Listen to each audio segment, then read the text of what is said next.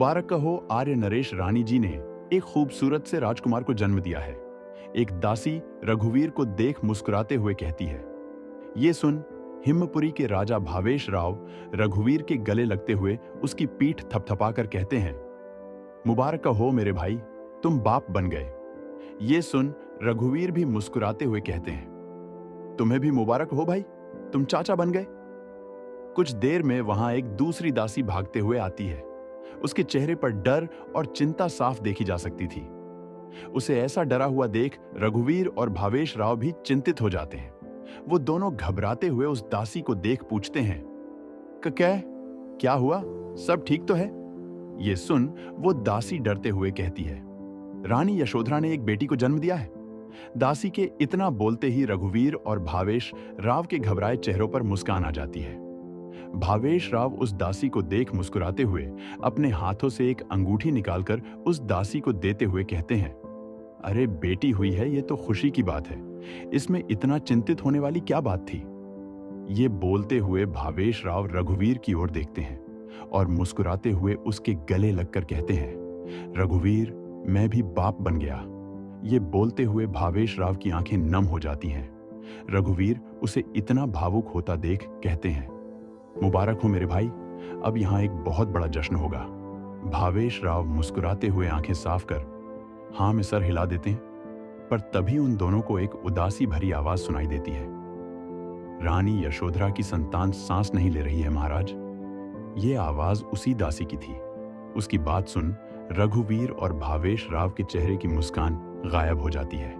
भावेश राव उस दासी को घूरते हुए कहते हैं, ये क्या बोल रही हो? पता है ना मुझसे असत्य बोलने का क्या परिणाम होता है?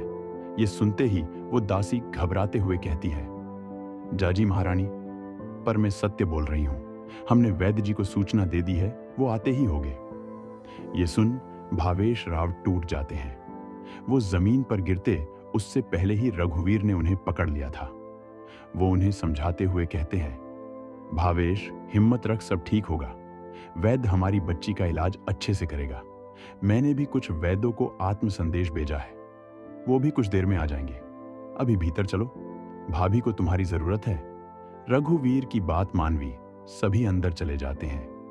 वो जैसे ही अंदर पहुंचते हैं तो वहां एक बड़े से पालने में दो बच्चों को देखते हैं। दोनों ही बेहद शांत और मनमोहक लग रहे थे।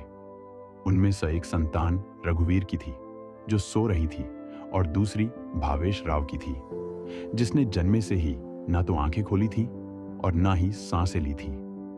भावेश राव की हिम्मत नहीं हो रही थी अपनी बेटी को देखने की, इसलिए वो अपनी पत्नी यशोधरा के पास चला जाता है और उसे समझाने लगता है। वो बहुत रो रही थी। रघुवीर ने पंच तत्वों में महारत हासिल की थी, इसलिए उसके पास आत्मदृष्टि थी। वो दूर से ही भावेश राव की बेटी को आत्मदृष्टि से देखने लगता है। वो साफ देख पा रहा था कि वो सांस नहीं ले रही है और ना ही उसका दिल धड़क रहा है। ये देख उसके चेहरे पर उदासी और दुख के भाव नजर आने लगते हैं। वो जानता था कि उस बच्ची को कोई वैद्य ठीक नहीं कर सकता है। उसे अपने भाई जैसे मित्र भावेश राव की चिंता होने लगती है। वो चिंता भरे लहजे में भावेश राव को देखता है, जी चेहरे पर झूठा धैर्य रखे हुए अपनी पत्नी को समझा रहा था। तभी वहां पर आज्ञा लेते हुए वैद्य आते हैं। ये हिम्मपुरी के वैद्य थे। उनके आते ही भावेश राव भी वहां से उठकर रघुवीर के पास चले आते हैं, पर उन्होंने अभी तक अपनी बेटी को नहीं देखा था। वैद्य भी उस बच्ची की जांच कर रहे थे। रघुवीर जानते थे कि आखिर में परिणाम क्या होगा, और वैसा ही होता है। वो वैद्य और उसके शिष्य निराश चेहरों के साथ रघुवीर और भावेश राव के आगे खड़े होते हैं, और मुख्य वैद्य भावेश राव को देख उदासी से सर झुकाते हुए कहता है, क्षमा कीजिए महाराज, लेकिन रानी जी ने एक मृत बच्चे को जन्म दिया है। ये सुन भावेश राव दूसरी तरफ सर घुमा लेते हैं। उन्होंने अपना हाथ रघुवीर के कंधे पर रख रखा था। वही रघुवीर उस वैद्य और उसके शिष्य को वहां से जाने का इशारा करता है और भावेश राव को समझाने लगता है। सब खुद के दुख में डूबे हुए थे, और वहीं उस पालने में सो रहा रघुवीर का बेटा उठ गया था।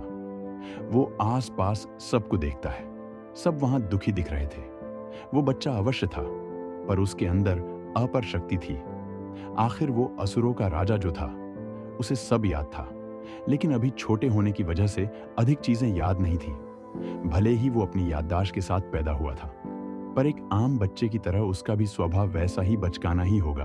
तभी वो पलटकर घुटनों के बल हाथों और पैरों पर खड़ा होकर भावेश राव की लड़की को देखता है, जो बिल्कुल हिलजुल नहीं रही थी। उसे देख वो बच्चा उदास होते हुए उसकी ओर घुटनों के बल चलकर जाता है और उसके सर के पास जाके बैठ जाता है। उसे ये सब करता हुए एक दासी देख लेती है। वो ये सब देख हैरान थी, क्योंकि एक अभी अभी पैदा हुए बच्चे के लिए आंखें खोलना ही बहुत बड़ी बात होती है। पर ये तो उठकर बैठ रहा था और चल भी रहा था। ये सब देख वो हैरानी से रघुवीर और भावेश को देख कहती है, महाराज, उधर पालने की ओर देखिए। भावेश राव और रघुवीर को लगा शायद भावेश राव की बेटी ने कोई हलचल की है, इसलिए वो जल्दी से पलटकर पालने की ओर देखते हैं। वो लोग जैसे ही उस ओर देखते हैं तो पाते हैं कि वहां रघुवीर का बेटा भावेश राव की बेटी के पास बैठा हुआ उसके चेहरे को हिलाते हुए उसे उठाने की कोशिश कर रहा है। ये देख भावेश राव की आंखें भर आती हैं। वो समझ चुका था कि उसकी बेटी नहीं है, इसलिए वो रघुवीर की खुशी को खराब नहीं करना चाहता था। वो धीरे से अपने कदम उस पालने की ओर बढ़ा देता है। अभी वो आधे रास्ते में ही था कि तभी वो देखता है कि रघुवीर के बेटे ने अपना हाथ उसकी बेटी के सीने पर दिल के पास रख दिया है। और जैसे ही उसने अपना हाथ रखा, वैसे ही उसकी आंखें कुछ पल के लिए लाल रंग में चमकने लगती हैं। उसकी लाल रंग की आंखों में सुनहरे रंग का एक्स बना हुआ था, जो गोल गोल घूम रहा था। ये सिर्फ भावेश राव ही देख पाया था, क्योंकि जिस दिशा में वो था, सिर्फ उस दिशा से ही उसकी आंखें देखी जा सकती थी। रघुवीर भी उसी दिशा में था, पर भावेश राव के आगे होने की वजह से उसे कुछ दिखाई नहीं दिया था। जैसे ही उसकी आंखें पहले जैसी हो जाती हैं, भावेश राव उसके पास जाता है और हैरानी से उसे देखते हुए मन में कहता है, रघुवीर का बेटा कोई आम बच्चा नहीं है, अवश्य ही ये कुछ बड़ा करेगा। ये बोल वो उस बच्चे को उठाने के लिए अपने हाथ आगे बढ़ा देता है। वहीं दूर खड़े रघुवीर को अचानक से कुछ महसूस हुआ था।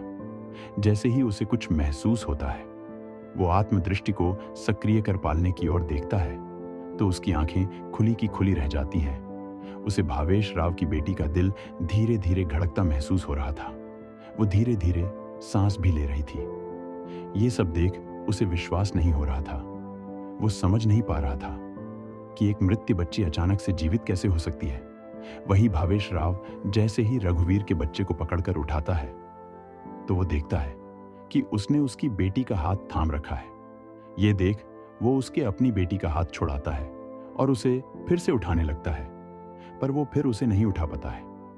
इस बार वो जब देखता है तो पता है कि उसकी बेटी की मुट्ठी में रघुवीर के बेटे की उंगली फंसी होती है। एक पल के लिए वो खुश होता है, पर वो जानता था कि उसकी बेटी जीवित नहीं है।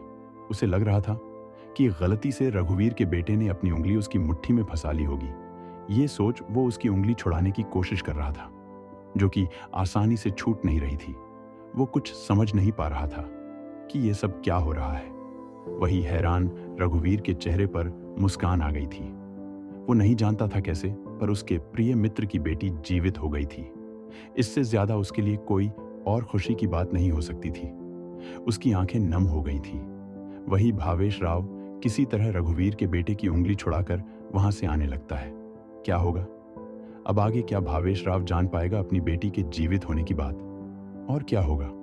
सब जब को पता चलेगा रघुवीर के बेटे की शक्तियों का। जानने के लिए बने रहे हमारे साथ।